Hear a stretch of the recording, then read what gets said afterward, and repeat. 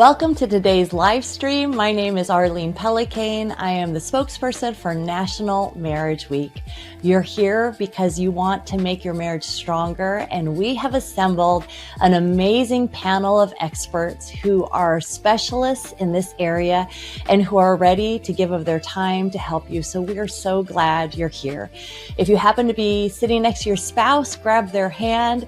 We are in for a treat. You know, every February 7th to 14th, we celebrate National Marriage Week. This is a campaign, a movement of people who want to declare to the world that marriage is good. It's good for us, it's good for society, and it is good for nations. So this year's theme is Together with Purpose.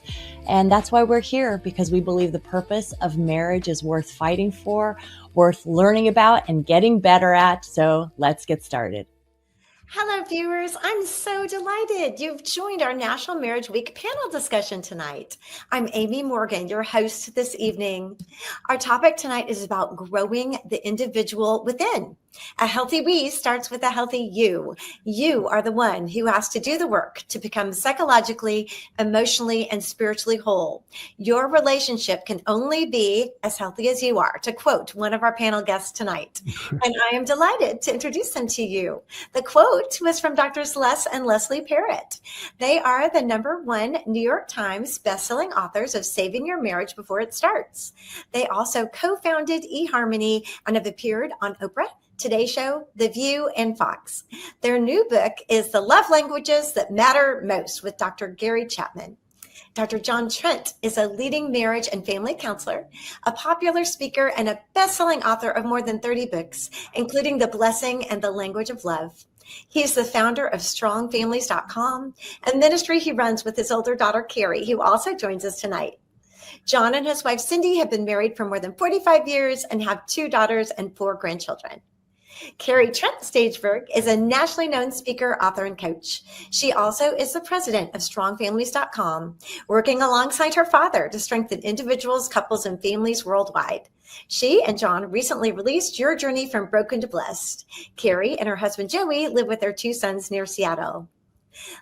Thank you all for being here. Welcome. Hey, you bet. Great to be here. Les, you and Leslie wrote a book, Healthy Me, Healthy Us, where you state a core principle.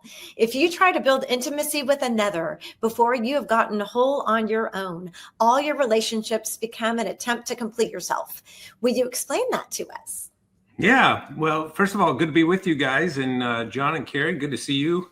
Such good friends. We don't get together long enough and frequently enough. But yeah, I'll tell you something, that whole concept of your relationship can only be as healthy as you are really became a mantra for us. That's for sure. Man, 30 years ago, when we launched a course at the university here in Seattle where we live. We were teaching at a university and we call it Relationships 101, right? That's right. Yeah, and we got to work with college students and really just unpack what does it mean to have an incredible relationship. And so often it felt like our students were just so focused on, it's the other person, and we got to make sure this other person is meeting my needs, and not even at a conscious level.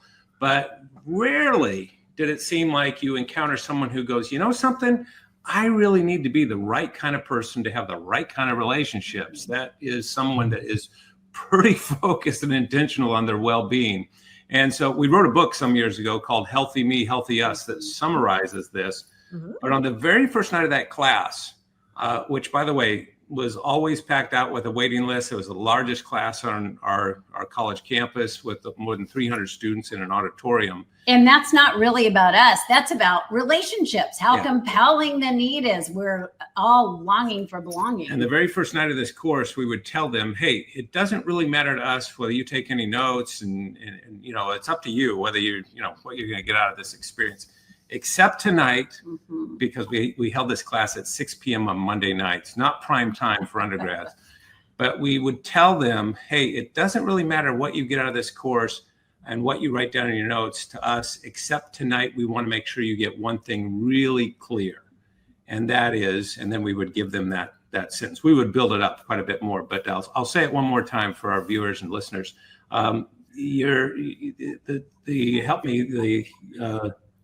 if you try to build a connection there or a relationship with another person before you've done the difficult work of getting whole, Right. getting healthy on your own, all your relationships become an attempt to complete yourself, and they'll fall flat. Yeah.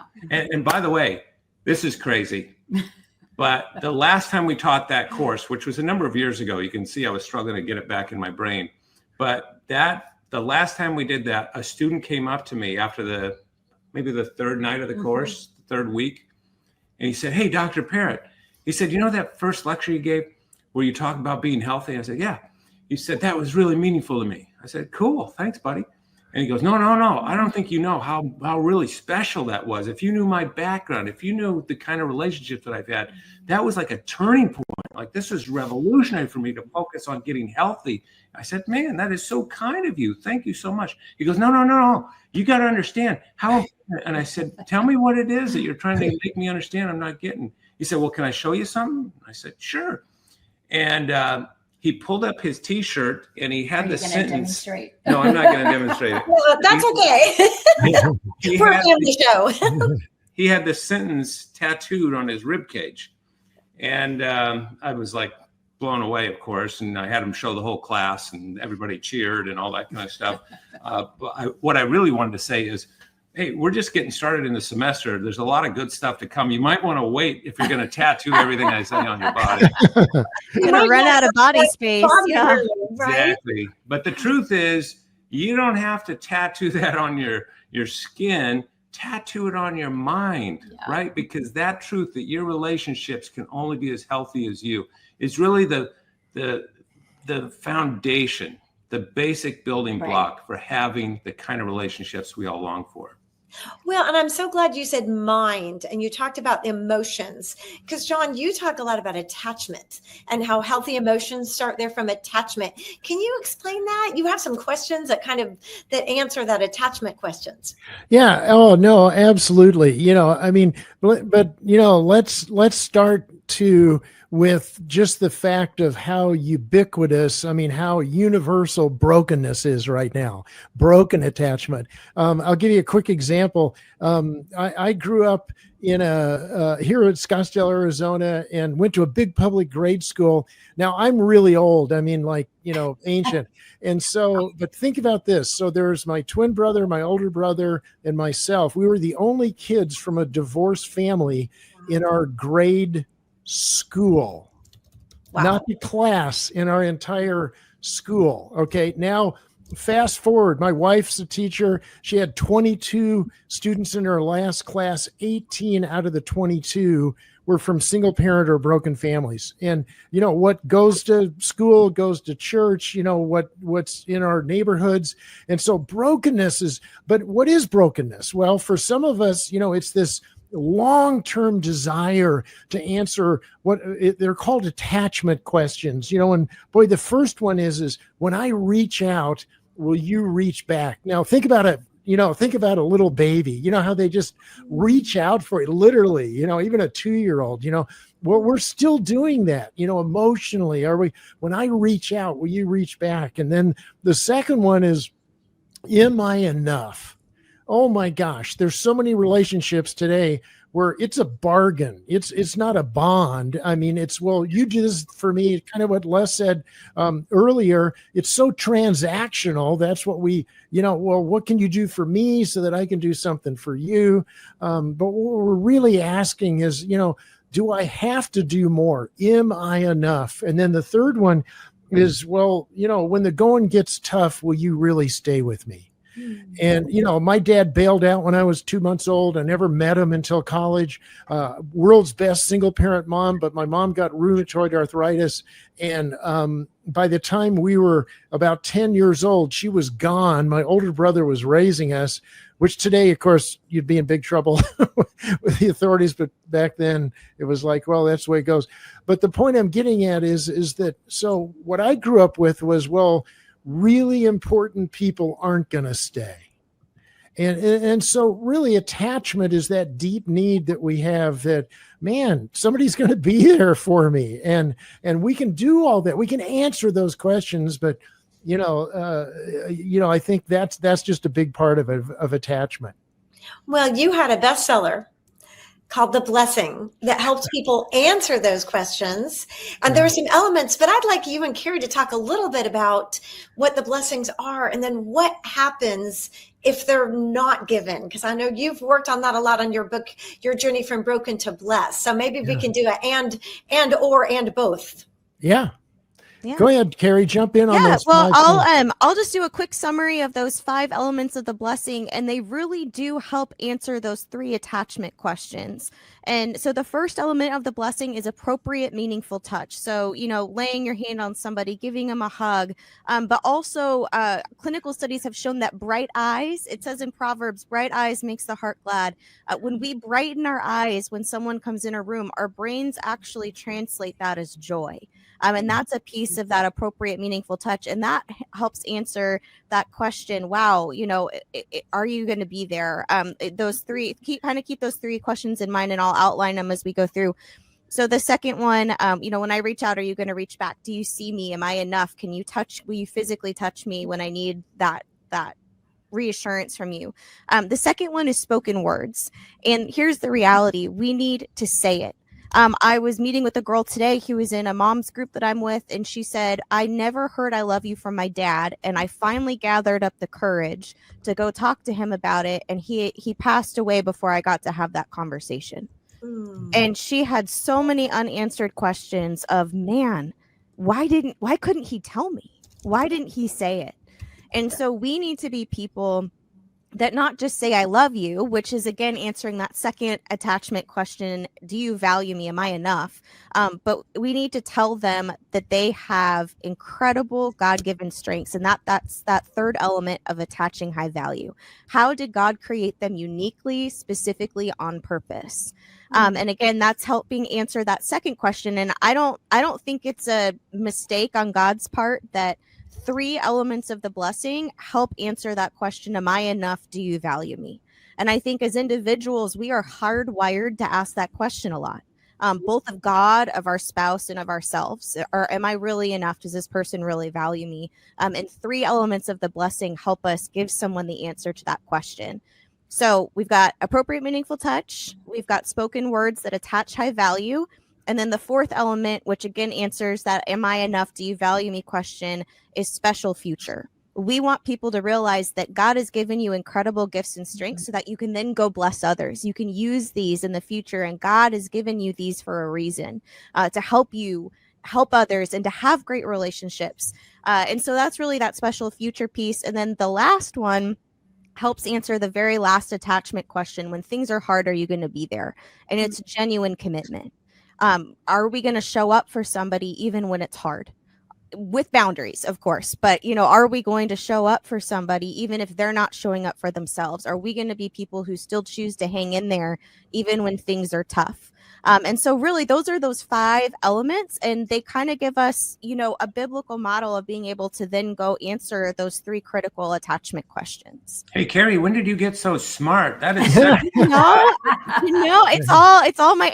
it's you guys and my dad. I just hang out with y'all and pick things up here and there. Which of those 5 do you resonate with most? I think for me, it's the spoken words. I need to hear it. And if I don't hear it, I start to really question from Joey, my husband specifically, like, am I enough? Because that's probably the one I doubt the most is, am I enough, or do you value me? And some of that's from my past. I was in a really abusive relationship where I was told that I didn't have value, that I was not enough, that no matter what I did, it wouldn't be enough. And so I know for me, when Joey gets busy and forgets to say those things, that's when I really start to question my standing in our relationship. Yeah. And just to clarify, since we know each other, that was not a relationship on the home front. Yeah, that wasn't Joey. That wasn't Joey. Yeah, I met Joey 5 years after the Lord rescued me out of that. And yeah, thank you for that, because that's an important, or your family of origin. So and it wasn't my family of origin. Yep, it was an ex-husband, and the Lord has been so kind and faithful to even just redeem marriage. And Joey and I are not perfect. Our marriage is not perfect, but man, did he give me who I needed. And a man who is so kind and loving and chooses to speak truth to me when I tell him I need to hear it. I really need to hear it. Oh, and you have a healing ebook too for anyone who wants to find encouragement for how you overcame that struggle. Yeah, absolutely. Yeah. Well, Kari, your story actually embodies one of the Parrott's principles, that just because you had a difficult personal history does not mean that you must be a troubled adult, because you're like the poster child for not. So one of the points of that healthy me, healthy us is leaving the past in your past. So Leslie, can you address that? What does that look like? Yeah, I mean, I think what we're talking about there is really that the power unfinished business can have in our current relationships, right? So often you think what's happening between us right now is about the here and now, but as a matter of fact, it's about the there and then, and it's just becoming a part of this moment, and it's triggering an old script from my past. Yeah, I can tell you a couple I'm working with right now in counseling. Delightful couple, has so much momentum for great things in the relationship, and they're dating, but it's so obvious to me that there are wounds that have not been resolved, and neither one of them is really clear about what those wounds are for themselves, or even sometimes for the other person. And as we psychologists like to say, awareness is curative. Once you become aware of something, then you can do something about it. And so even that idea of becoming aware is a huge challenge, because sometimes we're in denial about our woundedness. But when we find ourselves, and for anybody that's listening and tuned into us right now, if you find yourself spiraling, or you find yourself reacting or even overreacting to something that your partner says, it's not because of what they said. It's because your brain has been rearranged to be on high alert when that thing happens. And so until you find healing for that wound that you may not even be aware of, that won't go away. So when we talk about moving past your past, it's that kind of thing. And sometimes we can do that on our own. Sometimes it takes an objective marriage mentor or a coach or a counselor or a pastor, somebody that can speak into our lives to help us kind of excavate it. I'll tell you, I came from a home, I'm really blessed, pretty healthy family growing up and so forth, and no traumatic woundedness. But there was one thing that happened in my home that to this day still triggers me. And it has to do with being left. All right. Being dropped off for swimming lessons, and wait, mom's leaving at swimming lessons. Where are you going? And or mom and dad. Because by far you were the youngest, you were the baby, right? And you came along after your older brothers, and the family was kind of moving into a busy zone. Right. Yeah. And so it's like Home Alone local edition. Exactly. Right. You got it, Kari. And so to this day, Leslie and I still laugh because, and we have two boys, and we're truly empty nesters as of just recently. And so one's in graduate school in Los Angeles, and the other's in the UK. And so, I mean, it's just us. And to this day, when Leslie opens the front door of our apartment, which has a little kind of chime, electronic chime to it for the security thing, like wherever I am in the house, where are you going? Where are you going? What's going on? Are you leaving me? It's just the craziest thing. Of course, I don't really get bananas about it these days. But there's just a little abandonment trigger, and it happens, right? So that's an example of a really kind of lightweight, featherweight kind of wound or trigger, But then think about any of us that have gone through traumatic stuff and haven't found that healing. That's what I think, Kari, you're getting at, that it's so important to ask those questions around. Yeah, absolutely. Well, Kari and John, you suggest that part of making peace with your past is understanding how God sees you. That kind of goes back to the blessing, looking those spoken words. And could you guys talk about that a little bit? Yeah, sure. Well, you're right. God bless Tim Keller. We just lost him. We'll get to hang out with him in heaven. But what a incredible teacher. If people aren't familiar with him, grab all of his books. He's a great, just great at tackling the really tough issues. But he was talking to a bunch of actors in New York City, because he's fearless. His church was right in the middle of Manhattan, and he's with all, and he's telling him, and he said, "You know why you need to be an actor?" He goes, "Because there's no meaning without story." Now, what I think he was getting at, the gospel's a story. And I think for a lot of us, what our story is we got knocked off course. I grow up and, my dad bails out, my mom bails out. So you're dealing with security things, different than Les. We actually left Kari in a funeral home for 3 days. No, I'm just kidding. That was John Candy in Home Alone. Yeah. But it's that deep sense of, oh my gosh. But here's the part that I know helped me like crazy. So I'm lost as all get out. This big 6'4" ex-Chico State football player who is a young life leader shows up at our games, started inviting a bunch of us players home, tricks me into going to a Billy Graham movie, and 5 out of the 6 of us walk down and give our lives to Christ. Okay. So stay with me real quick. So at the end, you know what that's like? I'd never heard an invitation, but this guy says, "Do you want to change the pictures of your life story?" That's all I remember. And I said, I'm in, I need this Jesus guy. So we walk down and he hands me, remember those Gideon Bibles? They were small. He used to give them to you for free, really small things, So that was my first Bible. And he had a verse for each one of us. And mine, he says to me, now this is a big guy, big X up. And he goes, "You go home and you read that verse 100 times. So it's Hebrews 13:5. It says, "For he himself has said, I will never leave you nor forsake you." So I go home and I take it out and I get a piece of paper, and you go 1, 2, 3, 4, 5, 1, 2, 3. I start reading it. "For he himself has said, I will never leave." I get to about 60 and I'm weeping.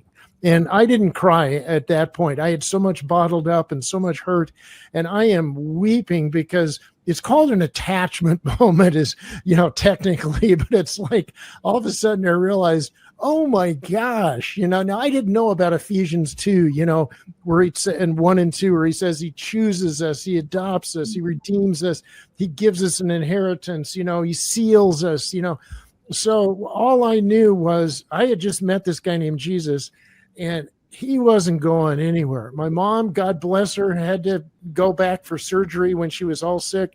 My dad was never there. But do you see what I'm getting at? It's when we really come to grips with the fact that, okay, it's not going to be necessarily that other person that's going to be the one, it's like Les and Leslie said earlier, just that deep sense. Leslie, when you said that longing is belonging, Yeah. So we've got that deep longing. Well, the deepest longing is we get to meet that in Jesus. And man, when you do, then that can begin to really fill in some of those deep hurts that even another person can't. Yeah. Oh, I love how you put that. That was so beautiful. Well, as we talk about that personal significance and finding that, and like even as you were speaking, the kind of the blessing from God over yourself, I know you, Les and Leslie, you guys are known for your assessments, and you have one that talks about self-talk. So it kind of ties in with that, speaking things over yourself. Would you like to share, even some of our viewers tonight might not know what an assessment is, but that's been so focal in some things that you guys have done. So would you tell us about those and ways they could use those? Yeah, absolutely. We've kind of made assessments in many ways the point of our spear, in as we kind of try to help move the proverbial needle in a positive direction for people and for couples, for a number of reasons. One is it's measurable, whether or not, things are changing. And that's maybe the nerdy reason. The nerdy reason to call me a nerd. I get the message. If the label fits. Yeah. I'm just speaking blessing over you right now. Yeah, I like it. King of blessings right here. I'm waiting until I get it from John. So, and by the way, John, when that book first came out, The Blessing, Leslie and I were still in graduate school when that book came out. And I remember even coming from a healthy home, it was still such a blessing to read that book that you and Gary put together. Yeah. And so it's incredible. That book is still ministering to so many people. But I think it was out of our experience of building eHarmony with Neil Warren and Marilyn, and kind of really understanding how we can leverage technology in such a positive way. And so and our deep understanding that insight is one thing. Yeah. But when you take an assessment, now it's all about you. You're not just mulling around ideas. You're engaging your own experience. Yes. And so it really has a different chance to be transformative. Yes. And we're talking about the kind of assessments that are built on reliability and validity, not just kind of fun things. I'll let you in on a secret. Many, many years ago, I used to be a ghostwriter for Cosmopolitan magazine and little quizzes, not under my own name, but the little quizzes were so silly, like what kind of a kisser are you? And it's just silly stuff like that. That's not what we're talking about. This is the best confession I've ever heard. I love this. This is great information. This is Kate, right? I don't know why I divulged that, but that was a long time ago. But back when we were just out of graduate school, I was going to say, because we were poor, it paid the bills. Let me tell you that. For a little bit of work, it paid the bills. But we've since realized when you can really design something that we know measures what it's supposed to measure and do that consistently, it can really be transformative for somebody. So here's what I want to do. I want to give everybody that's tuned into this right now a free gift. I mean, free, no strings attached, nothing. And it will be a little assessment that I think can probably shed light in places that you have never seen before. And it all has to do with the state of your relationship. Why do I say state with the emphasis on that? Because every assessment measures traits. You know, here I'm an 8 on the Enneagram, or I'm a ENTJ on the Myers-Briggs. Whatever the thing is, it's all those are things that kind of how God designed those us. Those are the traits that are a part of our design. They're not going to change unless there's some major trauma in your life. But those things stay with us. But the state is ever changing. The state of your relationship right now is going to be different than it is 6 months from now. So we've designed a free little tool. It's called the Heart Chart. And you can go right now for free, no strings attached, to myheartchart.com, myheartchart.com. And here's the other good thing. Not only is it free, it only takes 4 minutes to answer a series of questions.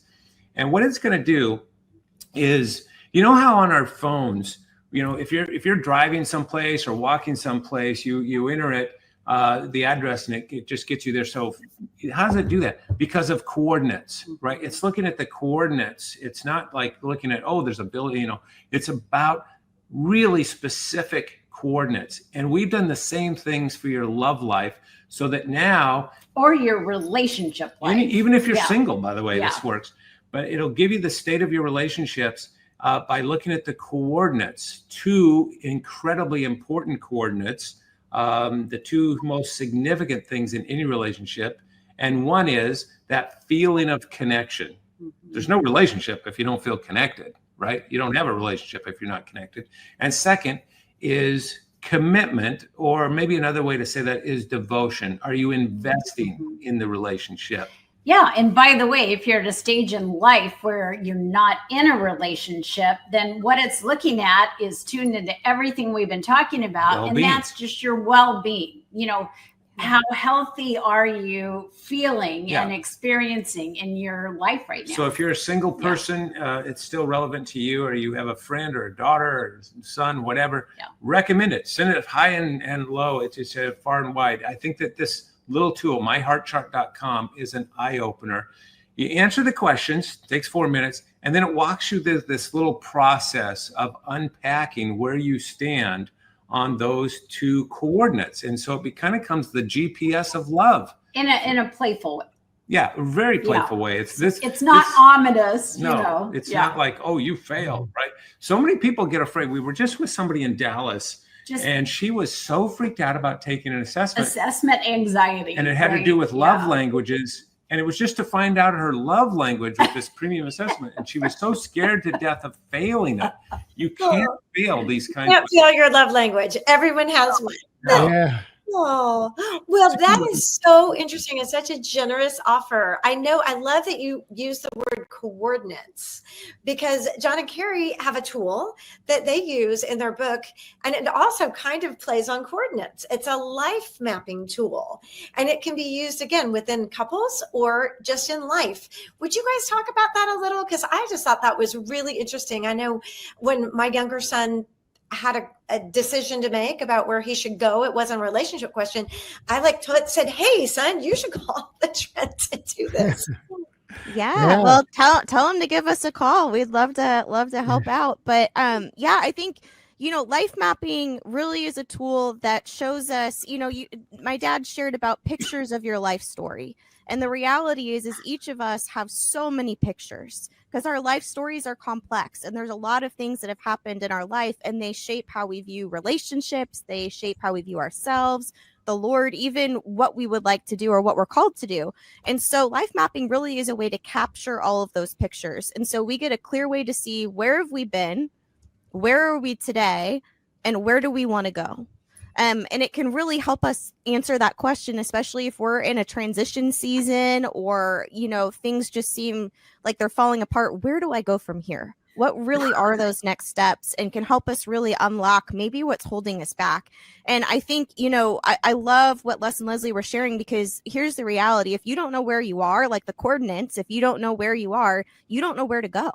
There's no way to get out of something if you don't have a clear view of how to get there, of where am I even in this? What are the correct steps to take? And so I think, their tools are phenomenal, because they're so relational.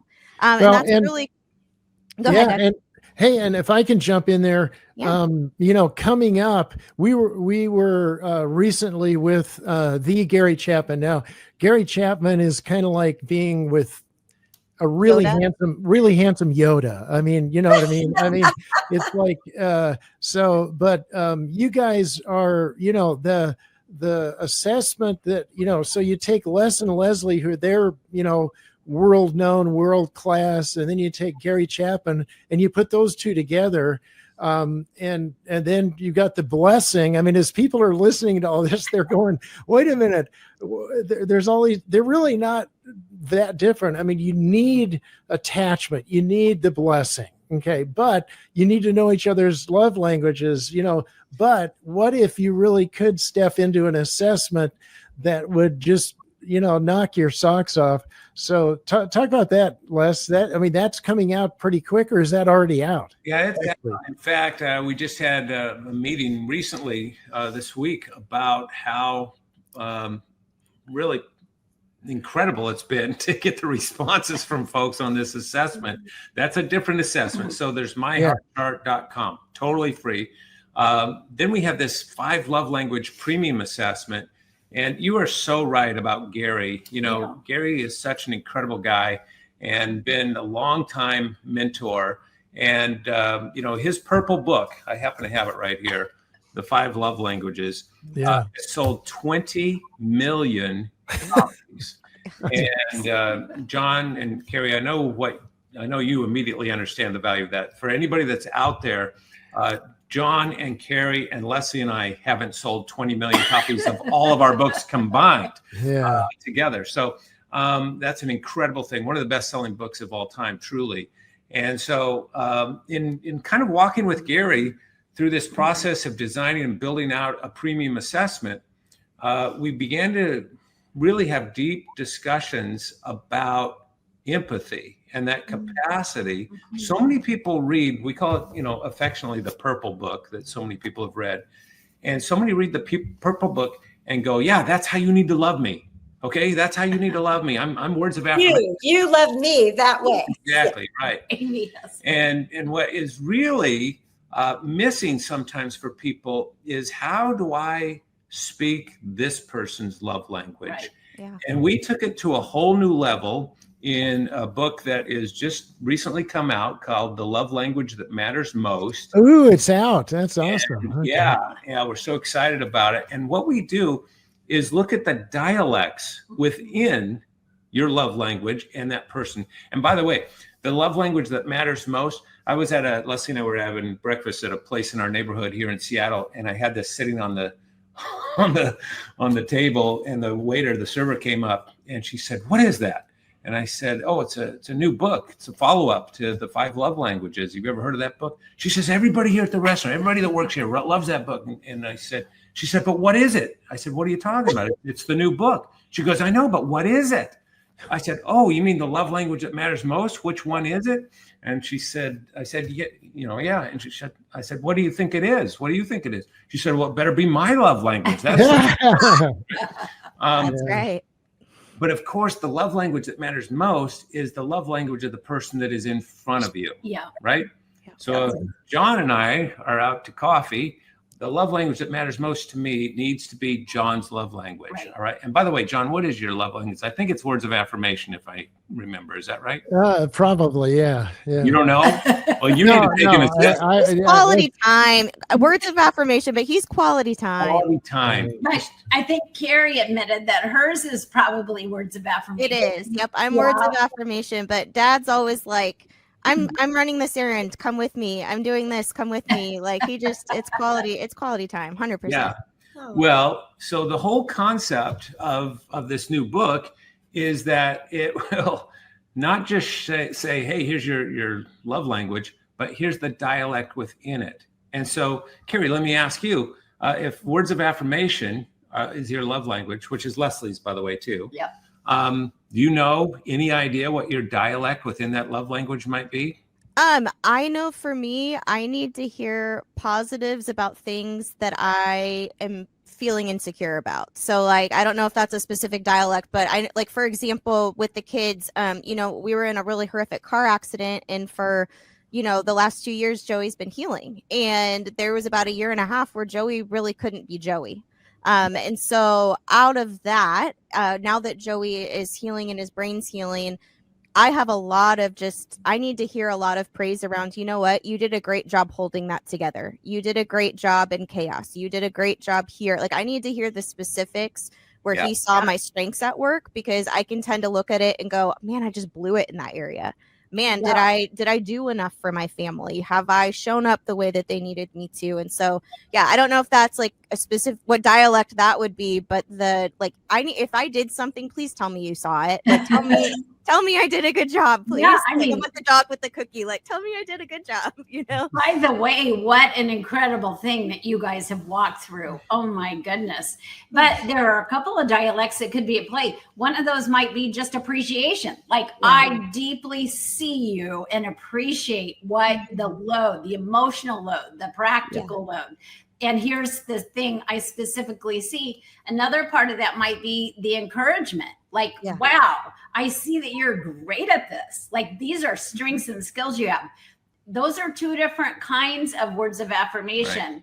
I happen to lean into another one that sounds a little frivolous, maybe, although, it's compliments. It's just like, I would love someone to, just. Well, here, let me interrupt you for a second, because I used to, and this is why we wrote the book. It was because we had so many people that would say, "Hey, I'm speaking the love language. Why isn't her love tank full? Yeah.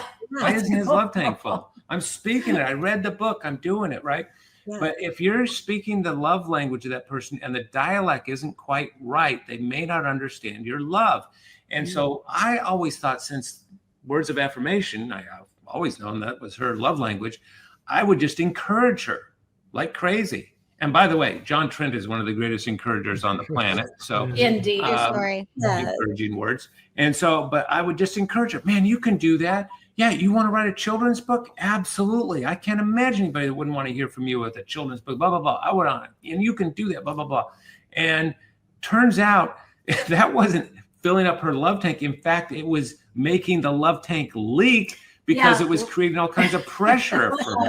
Yeah. I mean, we all kind of have love leaks, right? Like places where you can siphon our tank. So anything that makes you feel like, wow, now I have to perform bigger because I have to live up. But when we started doing the research on the assessment and on this new book, I realized her dialect is compliments. And so if I can say, wow, when you wear that sweater, your eyes sparkle like diamonds. It's incredible, right? Man, and then she'll wear the sweater for the next 7 days. You So know? watch out. Yeah. But I mean, Choose your compliments wisely is Yeah, what I'm hearing. exactly. Yeah. know where you're going. But what a connection there is between this and that feeling of, do I have value, and giving the blessing? I mean, the attachment, the blessing, the love language, so tied together. You know, as I hear energy. you say that, it's just like we're you know, the three of us, you know, John and Kari and Leslie, you and me, and we're so invested in helping. It's like, hopefully something in this show hold on to, and that's Standing at a wall. What is it? Well, I did want to bring up something that both of you, that all of y'all mention in your resources and in your work. You talk about journaling and journaling exercise. And I know too, Leslie, you talk about that. But that's something, you know, writing things down, excavating your feelings. John, would you like to start with that? I know that's something that, you know, I got to admit, I'm not a journaler. I'm a writer. I'm not a journaler. But this is something you all kind of agree is kind of cathartic. So let's talk about that.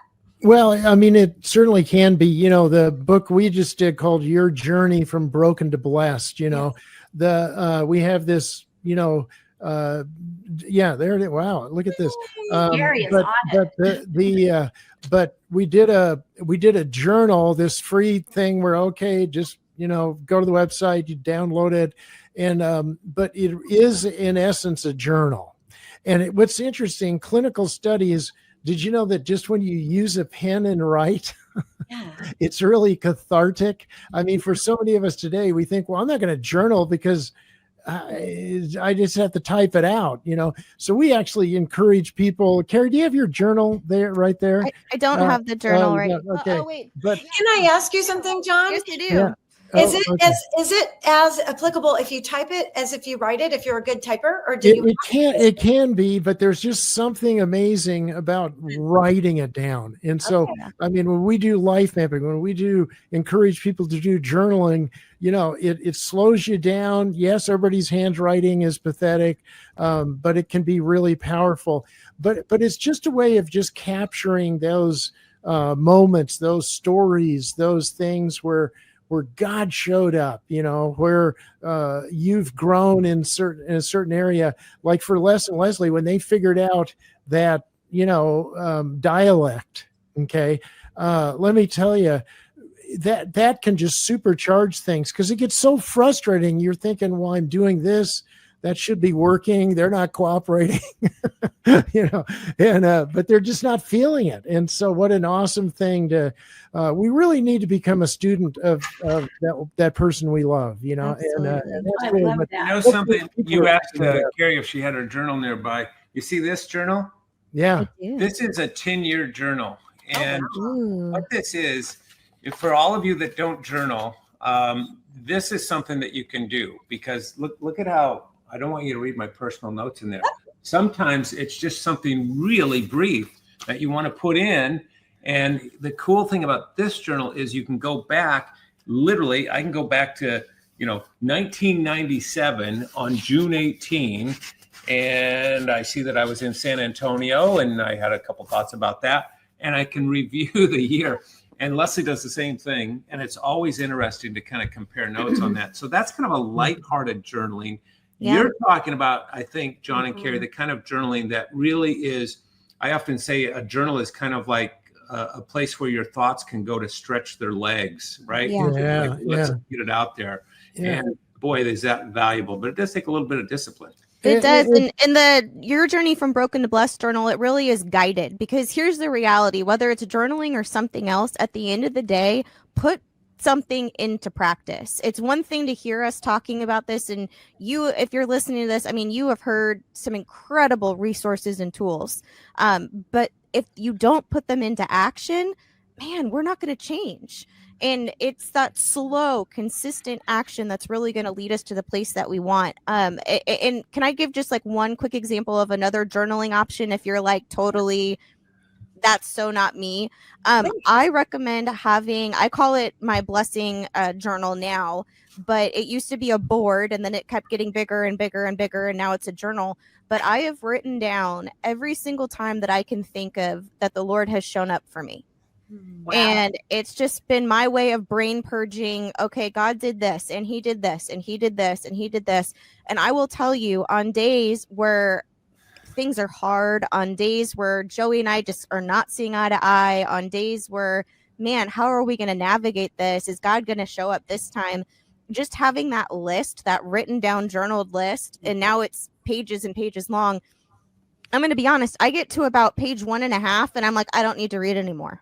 Like, if he showed up for that, there's no way that we're not getting through this and that he isn't going to do that. And so even just having something physically that we can look at to remind us of even who God is and how invested he is in our relationship, that he's not bailing out, I think can be a really great way to maybe break the ice with journaling. And then, Les, I love that 10-year short, just little jots. Like, journaling does not have to be this immense 3-hour, okay, I have my music and if that brings you joy, please do that. But if it does not, there's ways to still be able to do that without stressing yourself out. Yeah, you know what's interesting is over 100 times in Scripture you see the word remember, remember, and so sometimes it's remember from where you've fallen, but most of the times it's remember what the Lord has done for you. So again, what a great encouragement to do all that. Yeah. And Leslie, you had something in one of your books too about writing things down and why that was so important, about putting your emotions and helping you get your thoughts into like a coherent story. Yeah, I mean, there are several things we know about that. The power. I mean, John, you spoke to that. Even the power of just what happens in our brain when we're actually holding something and writing it ourselves. I mean, research is amazing with that. And the healing power of journaling, literally as healing as therapy in many cases, is what they've shown. Yeah. But we know that, like you said, awareness is curative. And one of the things that happens with journaling is that, it doesn't just record what's happened to you, it reveals it. Yes. You begin to name your true feelings, and that act is transformational. When you can name it and you know what you're experiencing, healing begins, and journaling is so powerful, taking us down that path. Yeah. Hey, Kari, real quick, talk about the merge as just being able to take, just like that, name something, and then it puts a problem outside that you can start working on.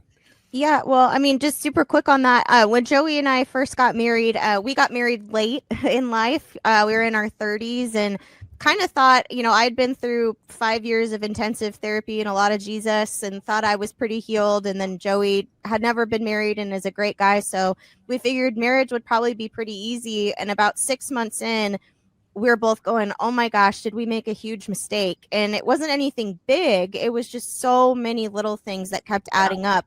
And so we were kind of in a crisis moment, and we finally met with some friends of ours and kind of just said, all right, here's where we are, like, help.